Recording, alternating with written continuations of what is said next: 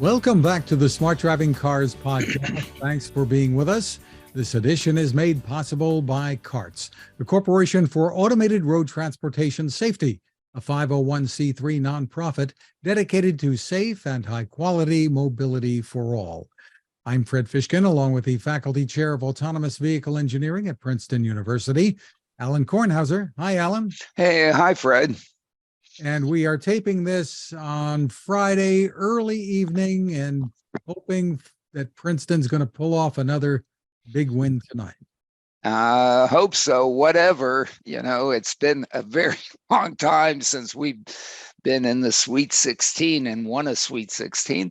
But that's fine.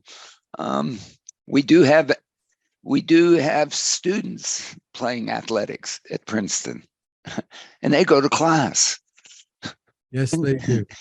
And they're showing the world what kind of class they have on the basketball court. I guess the others are just fine, not suggesting anything. I'm just making a statement about our kids.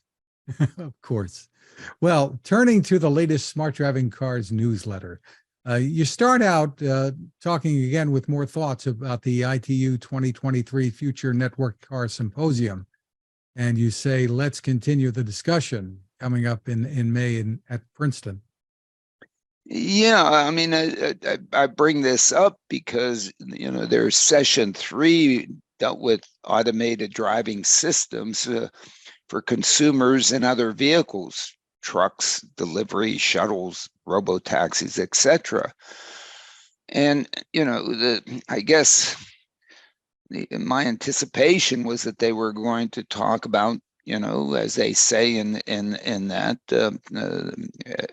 this panel will review the emerging ADS, automated driving system applications, consumer vehicles, commercial vehicles, delivery vehicles, shuttles, to better understand the challenges and opportunities associated with ADS technology and the state of development and their market adoption.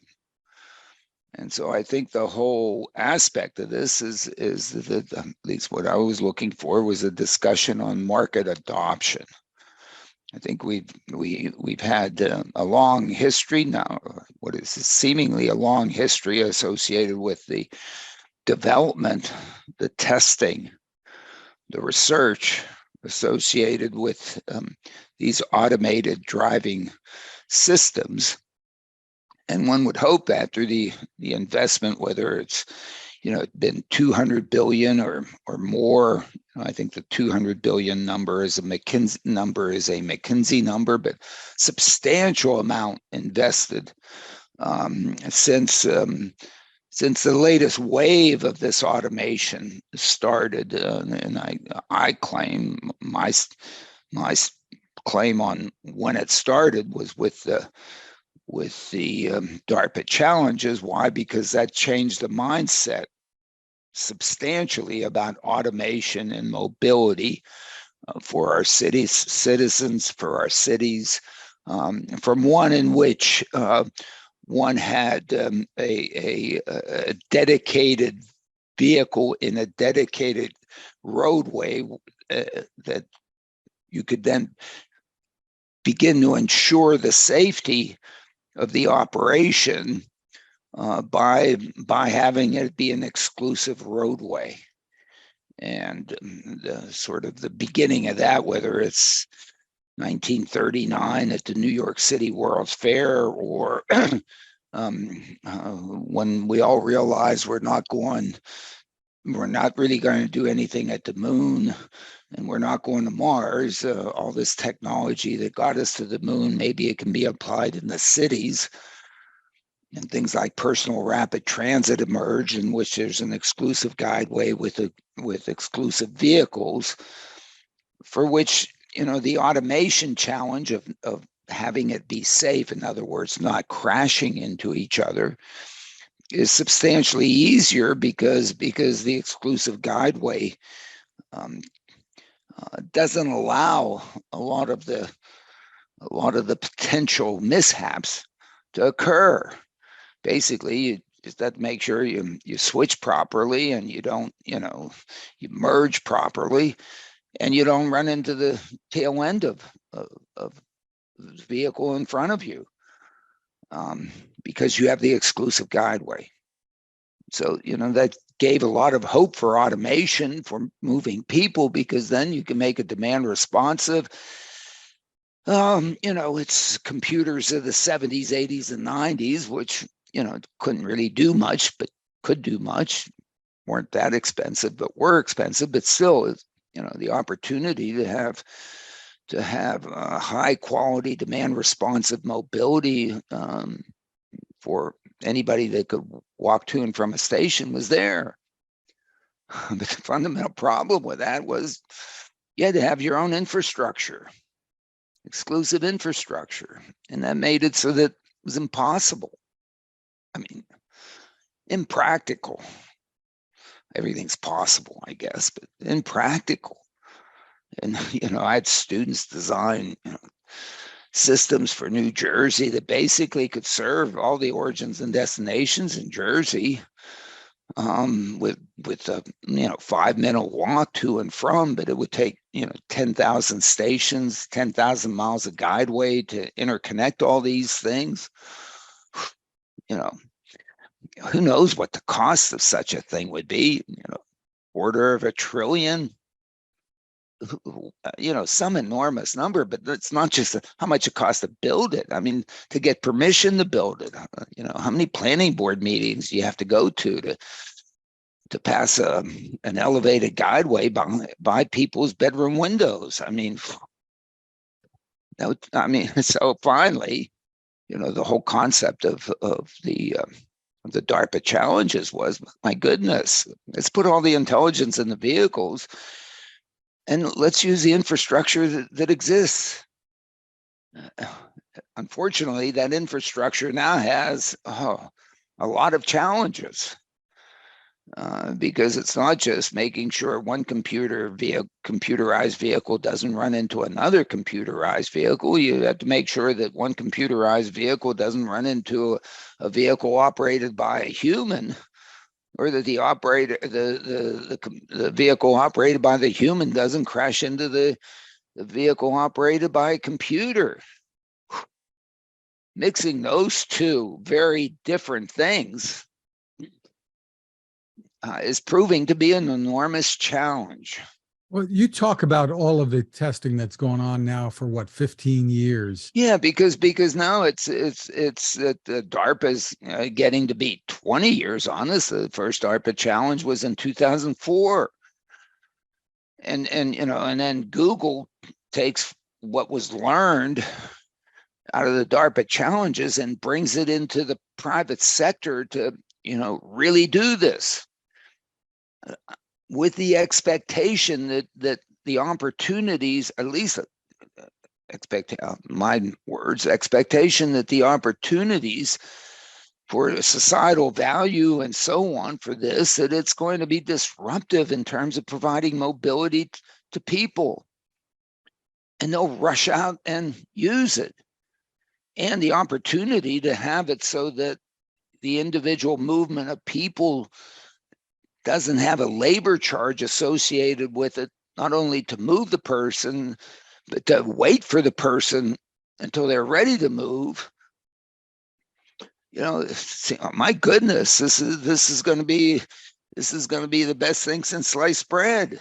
And then you have a line in the newsletter that says, "Isn't it about time that this teenagers start delivering some tangible return to its parents and society?" Yeah, I mean, it seems like what we've done in terms of funding all these things and reaching into the corporate pockets and investors and so on, put up a lot of cash, 200 billion, give or take, to give birth to this entity and to raise it, through childhood and adolescence and teenagehood. Paid the tuitions for college, all in a sense. And my goodness, we look down the basement and it's asleep on a sofa in the basement. I mean, You say, my goodness, it's time to get out there and, contribute to society.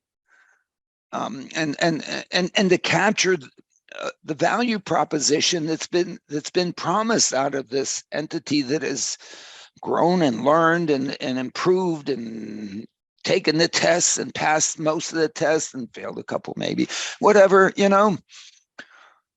gotten into trouble here, but excelled in, basketball, which Princeton's going to excel in tonight, So you Yeah. end up saying to be continued this discussion at the Smart Driving Car Yeah, Summit. so the expectation was, I think what we should do in some of these sessions and conferences is that we should look at, how do we begin to really capture some value here? And what are our real assumptions associated with being able to do that? One thing's for sure, the public sector isn't going to go out and pay for this and subsidize it. It hasn't done it to this point. Of the 200 billion that's been invested, what's come out of the public sector? I don't know. Less than 1% has to. I haven't gotten the numbers, but somebody maybe has. It's going to be less than 1%, maybe less than 0.1%. It's all coming out of the private sector, and in some sense, the opportunities here is to have it become a business, and the way new entities become businesses is that they're disruptive. Now, maybe they don't have to be quite as disruptive as Uber was when they came in business world. In some sense, thank goodness they were disruptive. Uber came in with a concept, and Lyft and Didi, I guess, came in with a concept. My goodness, we can move people using assets on the margin for folks who, might really want to offer the service and get some other tangible benefits out of it rather than having to really charge for it, or, definition of a gig worker. And to put an app out there that revolutionized the perception of service was enormously disruptive. I think we have to agree. My goodness, the fact that on your phone, when they say they're coming, you don't only hear that they're coming, they showed it to you. I guess I'm a map network guy, so for me it was wow. When they say they are 3 minutes away, and I see a little blip and it's moving, and I can, yeah, they're about 3 minutes away. To me, man, now I believe you.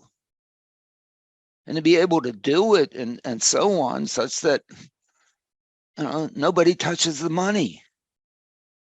We agree. I give you a credit card. You've been charged for it. As far as I can see, every time you charged me, it was just fine. You asked me to rate the driver. I know the driver has asked to rate me. I hope they give me 5 stars. Probably not, but that's okay. Or it's okay, they're still giving me service, so I guess they haven't rated me. I think I behave back there and nice to them and so on. Of course, I'm going to be nice to them. And so the next step is to take this base and make it affordable and provide. Well, one has to find, where is it going to be disruptive, such as people say, oh my goodness, the way I've been doing things, it's not the way I want to do it anymore. I want to use this. I don't think I'll ever drive my car to Newark Airport again and park it there to take a flight. So darn expensive, one. And two, my goodness, benefited enormously because Uber and Lyft have been disruptive in terms of taking me to the airport. I buy into it lock, stock, and barrel. Why? Because in my own brain, when I look at different ways I could go, I could walk, I could hitchhike, I could, maybe take a vertical airplane to whatever. No, but that's not here. Man, boom, get my app, put it in there. It's been disruptive. It gave me a service and price opportunity to that service that I consider in my own mind to be substantially better than all the other alternatives. So then when I look at all the alternatives, boom, what do? I pick from the top, and it's that. Now, what's it going to take for the automated vehicle to do that? It's going to have to find someone like me, a bunch of me's, whatever they happen to be, who, when they look at their opportunities for mobility and they rank order them, implicitly, of course, because who knows what our brain does, but it does, I think, rank order them. When it picks from the top, boom, it's this. So what does it need to do to be disruptive? And where are the folks that have designed this thing, put it into a addressable market that has any chance of being disruptive? I think that's the process. We can all write it down mathematically and do algorithms and do all the other things that you want to do with it, but that's the process.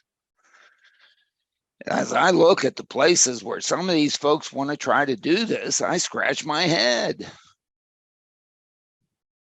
The folks that you're trying to get to do this for the reason that you are putting out there to get to do it, so that they become a customer and a recurring customer.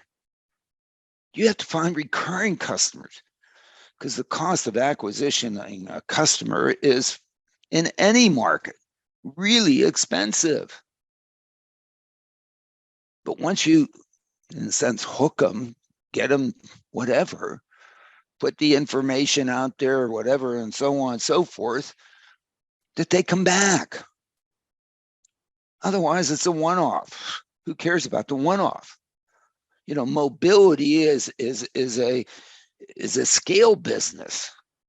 You have to do it a lot to be able to have a business. Starbucks has to sell a lot of coffee.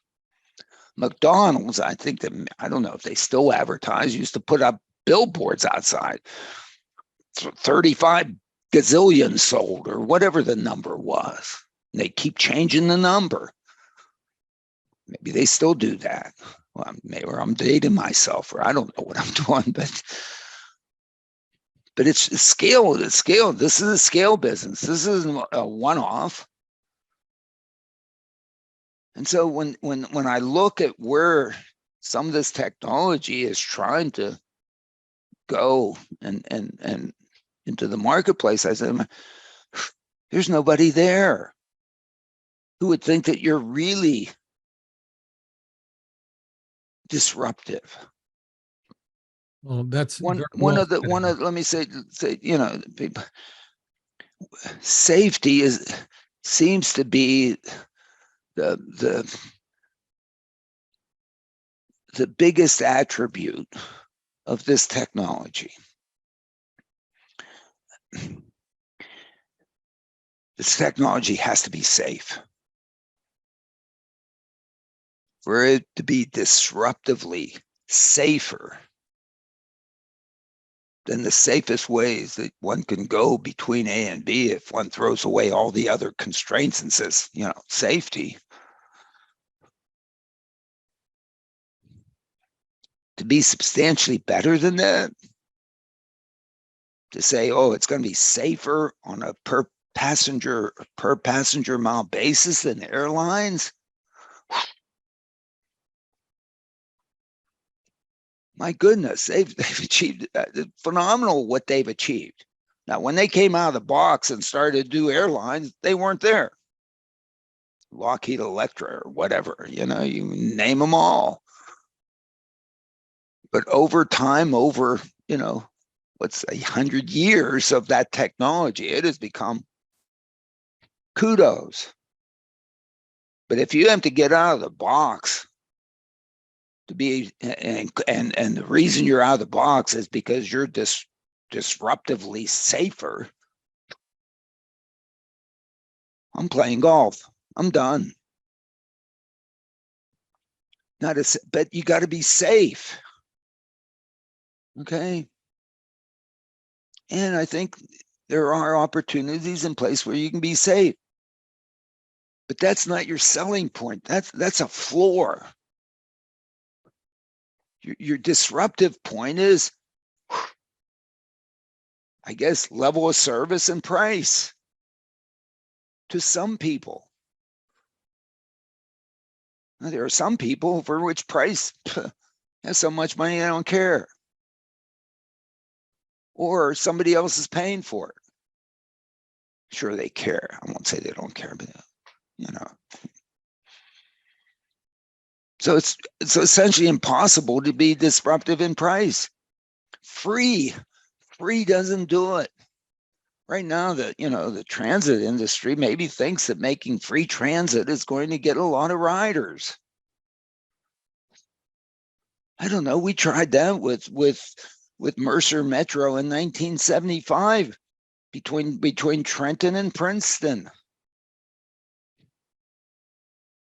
And I don't even want to tell you the uglinesses that were associated with that, because it's embarrassing that society reacts that way.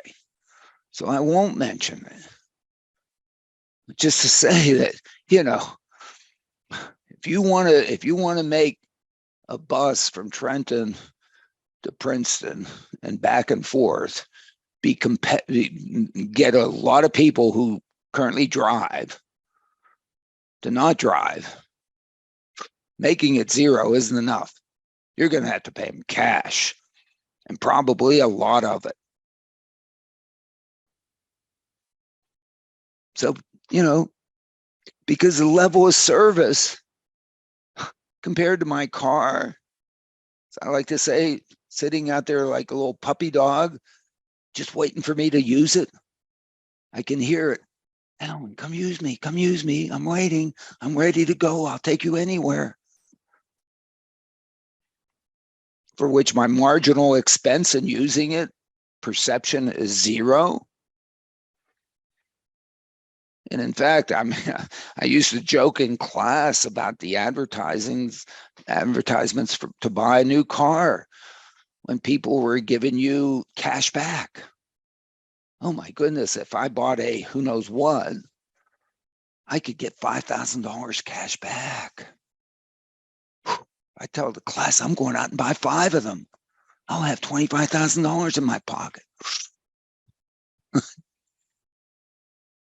Why? Because it's presented such that the brain, what does it listen to? It doesn't look at the sticker price. Oh, let's look at what's been pumped as disruptive. $5,000 cash back.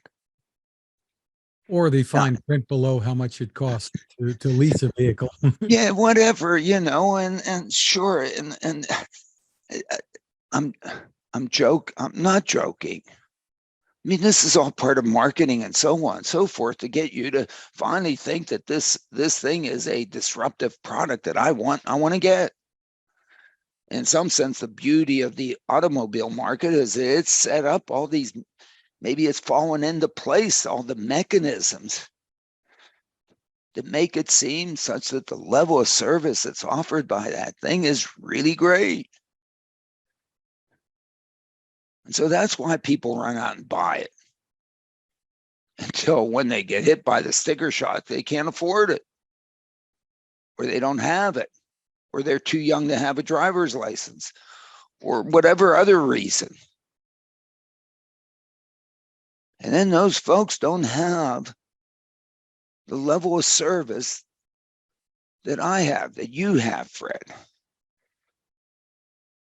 And so now, if something can be put out there whose level of service doesn't even need to be as good as my car sitting out there just next to my kitchen door.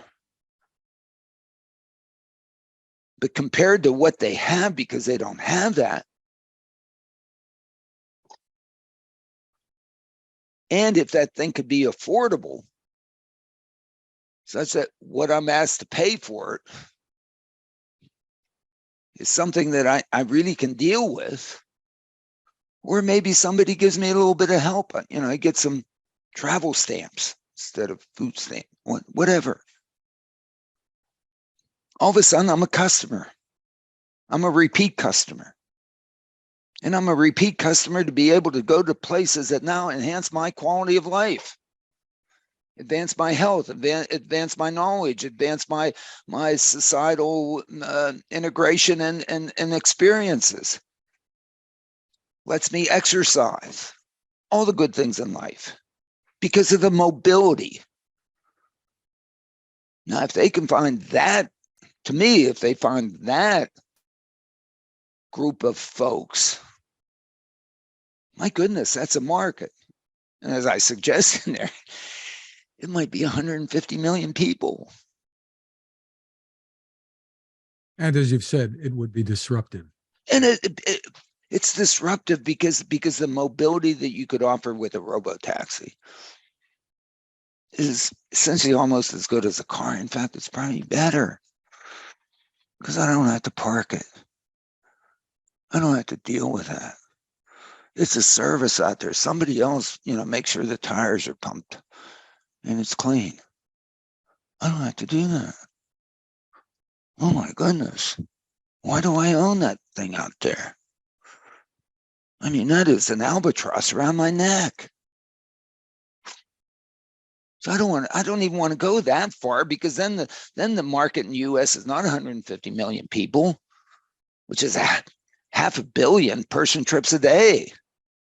Now, of course, I have to be able to go everywhere safely and so on and so forth, and I have to manage these things, and some entity has to be operating that down, and that entity has to clean the vehicles and make sure the tires are filled and all the other things that go on with that.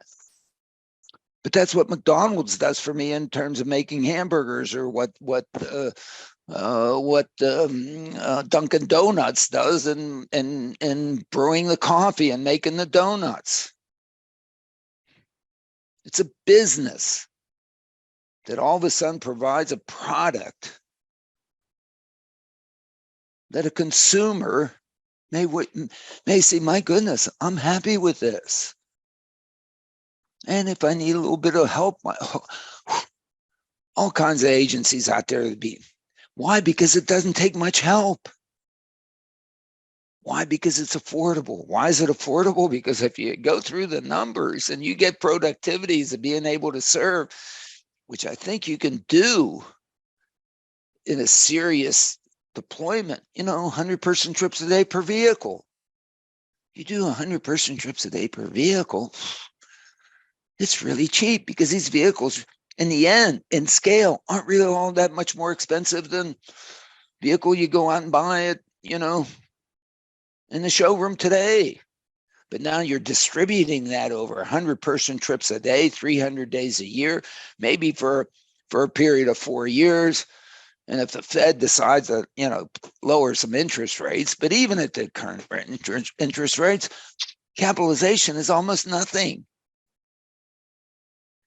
And everybody tells us with electric vehicles, the electricity is free. It's not, but, we'll pay for it. We'll be clean and all that stuff. Great. That's good. That's going to lead us into the next headline here. But yeah, let me sorry just for the dramatics here, but it just once again, but nobody's talking about this.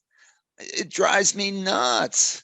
Well, I mean, look, we will be talking about it again in May, right? DOT went out and gave, passed out a bunch of money for what? Revolutionizing or whatever to provide equity and more equitable and efficient and innovative transportation systems. Right. I didn't see $1 of that going to automated vehicles. So they must not believe these things can do that. I mean, they had an opportunity to maybe contribute to this. All the contributions to the development have come from the private sector. But the SMART grants program, I guess I didn't see it in any of the headlines. Maybe I didn't read it closely enough, and somebody will write to me and say, "Oh, Alan, you can't read." Fine, I can't read. It's amazing. Well, those grants were just announced this past week. So Yeah, they were announced this, and I think it's great. Everybody who grants, maybe nobody applied. Maybe that was it. Maybe no applicant believes that, in fact, AVs or all this automation stuff could create safer, more equitable, efficient, and innovative transportation systems. Okay, I'm on the wrong wavelength here. I'm sorry, folks. You're listening to an idiot here. not All exactly. right. Well, no, I mean, serious. Hey, look, the data point. Maybe you're right that the applications, which obviously are competitive, and there are more grants coming out later this year, from what I understand. Maybe they'll come out, but I don't. Whatever. I mean, these are data points. Right. You put this into your Chat GPT algorithm, and guess what? It's going to come out and tell you. AVs can't do it. Holy mackerel. Now we got Chat GPT to worry about. Well, moving on. Other headlines to touch on briefly. We always take a look at Tesla Daily, and they're reporting Ford just exposed massive EV losses, Tesla's dominance unveiled. Ford is giving information on its separate business units here, and that's what these headlines are about. Yeah, and I don't want to emphasize the Tesla side of it, but I think Rob did a very nice job of looking at the numbers that Ford put out, and kudos to Ford for putting out the information and saying, look, we are in this business, and we are intending to invest this amount because our EBITDA, our balance sheet shows that the switch to electric vehicles on a financial basis, at least for in the beginning, is going to be challenging. So kudos to Ford. Right. They just announced today, by the way, they updated the progress on this, what they call the BlueOval City that they're building in West Tennessee, which is going to build the next generation electric truck. Yeah. And all the batteries and right. And what was the number? 5.9 billion or some 5 billion something off the top of my head. Everybody can read it. Yeah, it's kudos to them. But all this is work. Right. And they're also doing some interesting things when it comes to job training there in West Tennessee. They're going to be hiring 6,000 people eventually, they're saying, and providing training on site for people. Yeah, it is a substantial transformation to go from the internal combustion engine to the electric vehicle. And so again, it shows their commitment. They threw in the towel with respect to Argo.ai, so the robo-taxi, driverless vehicle, probably because they saw, oh my goodness, we have a lot of work yet to do, and we haven't really identified the market yet, and therefore, we can't do all these things, so we'll do this. And wonderful. I mean, wonderful that they're continuing on with it. Meanwhile, Waymo, according to The Verge, is taking on the task of writing a safety case for the entire AV industry. Yeah, and I applaud that also. They've been out front for some time. They've been in the leadership. They were the first one to pull the driver. They know the challenges. and they know what to do to try to, get it to be establishing the floor so that one can, start gaining and doing the other things that you need to build a business out of this thing. And, for, I like to say forever, Fred, we've been arguing that the whole industry should be working together with Waymo to do this. And the problem with private companies working together, we know what it is. That's antitrust. I'm not a lawyer, of course, everybody knows that. And so therefore, I don't know what I'm talking about, but certainly a bunch of lawyers do. And they need antitrust immunity to work together on safety. And somehow they have to deal with their investors and say the IP that we think we have that is only safety, we should be putting that out in the open literature and sharing it. We shouldn't compete on safety. My goodness. It has to be the absolutely most wrong thing you could possibly do. Hey, I know I trip over some. The biggest problem with safety is we don't know what we don't know. And so then all of a sudden we trip over something or a close call. And we say, oh, geez, I forgot about that one. I'm going to go fix it. But you don't want to fix it just for yourself. Because if you go out there and encounter that and you crack up and it goes boom, that's a negative reflection to me because the whole industry goes down. So in fact, my value goes down because you screwed up. So the whole industry should be, hey, Fred, don't screw up. Let me help you. Fred, hey, what about this one? Did you take care of that one? What about that one? What about that one? What about this? What about shared data? Let the machine learning, all the things we're doing on the safety. Because it's the safety of the industry that's important. Not really, in some sense, the safety about any individual one, and the safety of the industry is basically it's as safe as the most unsafe entity in it. So you have to we've seen this before in a number of industries, I suppose, whether it's airlines or cruise ships. And I think so. I think so. Too. I think so. I think so. And there is a certain amount of cooperation on safety in the airline business. But this is, I mean, one needs lawyers in here to deal with. This is all about the details. You can't have a meeting, among a bunch of safety experts from different companies and then have the lawyer go, read a antitrust statement saying, hey, you can't discuss these things, which goes on every time anybody from a couple companies gets together. And that's great to have competition in the marketplace. This is, the American way, but not with safety.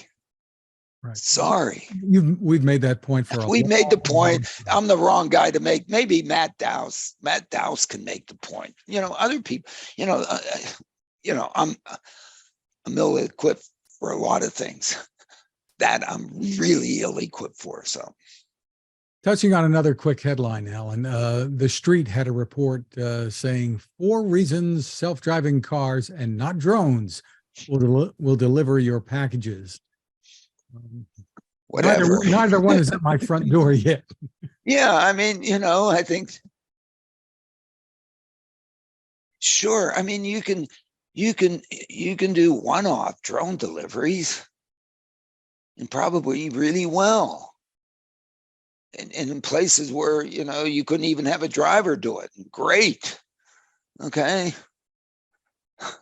But to do it at scale, I mean, you got to fly the drone with one package to my house, go back to the Amazon facility, grab another package,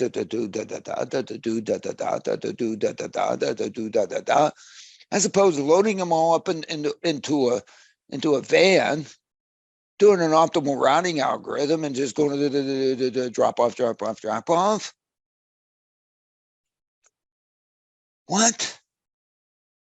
And the cargo capacity of these things is what?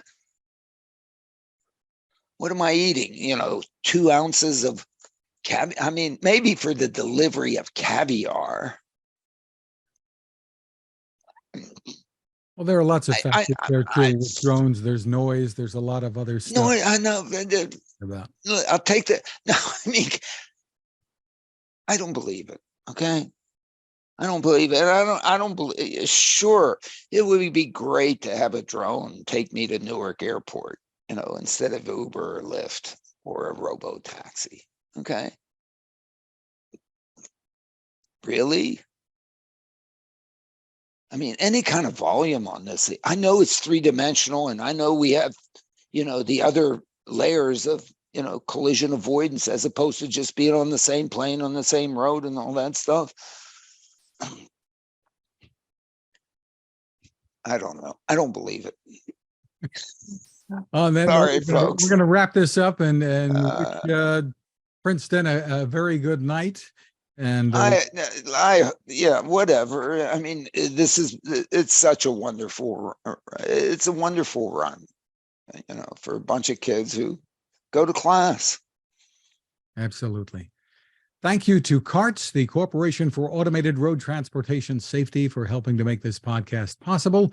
CARTS is a 501c3 nonprofit dedicated to safe and high-quality mobility for all. You can find us at smartdrivingcar.com, on Spotify, TuneIn, Apple, Google, Spreaker, SoundCloud, wherever you get your podcasts from. Your smart speaker can play us too. You can find my tech reports at textination.com. I'm Fred Fishkin along with Alain Kornhauser. Thank you for listening or watching. Go Princeton and have a great weekend. Yeah, absolutely. And I'd also like to point out that we've had a number of our student athletes go and leave school early to play in the pros. But we've had, I don't know, essentially all of them come back, or so many of them, Brian Taylor, Armand Hill, and so on, come back and finish their degrees, after playing professional ball. So anyway, to me, that's the way to do college athletics. It is college, and you also do athletics, and hopefully it can continue.